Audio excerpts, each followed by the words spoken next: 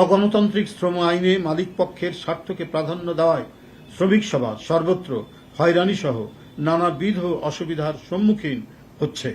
বিগত ফ্যাসিস্ট আমলে শ্রমিকদের সংগঠিত হওয়া ও অবাধ ট্রেড ইউনিয়ন অধিকার থেকে দূরে ঠেলে দেওয়া হয়েছিল।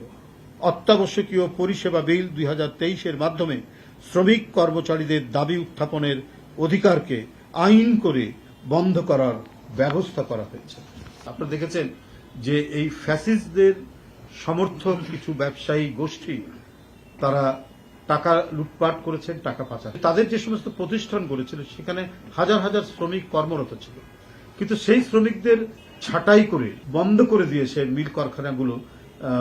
আমার মনে হয় যে সেটা অন্তর্বর্তীকালীন সরকারের এই জিনিসটা করা ঠিক হয়নি, কারণ ওগুলোকে বাঁচানো দরকার ছিল। আপনি সেখানে প্রশাসক নিয়োগ করতেন, আপনি সেখানে দক্ষ মানুষদেরকে ব্যবস্থাপনা তৈরি করতেন, আর যে সমস্ত মালিকরা, ওই সমস্ত প্রতিষ্ঠানের মালিক যারা অন্যায় করেছে, যারা টাকা পাচার করেছে, যারা হাত মিলিয়েছে এবং সরকারকে টিকিয়ে রাখার জন্য নানা মন্ত্রণা দিয়েছে, তাদের বিচার করুন, তাদেরকে বিচার করতে হবে। কিন্তু তাদের ফেলে রাখা প্রতিষ্ঠানগুলো, সেখানে শুধুমাত্র সাধারণ শ্রমিক থেকে শুরু করে একেবারে শিক্ষিত বেকার ইঞ্জিনিয়ার এবং একেবারে গ্র্যাজুয়েট ইঞ্জিনিয়ার থেকে শুরু করে খুবই মেধাবী ছেলেরা পর্যন্ত সব বেকার হয়ে যাচ্ছে।